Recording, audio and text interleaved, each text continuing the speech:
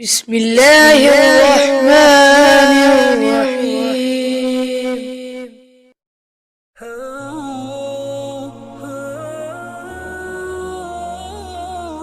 ہم سے عبداللہ بن یوسف نے بیان کیا،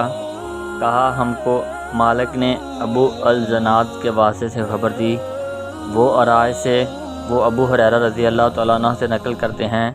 کہ رسول اللہ صلی اللہ علیہ وآلہ وسلم نے فرمایا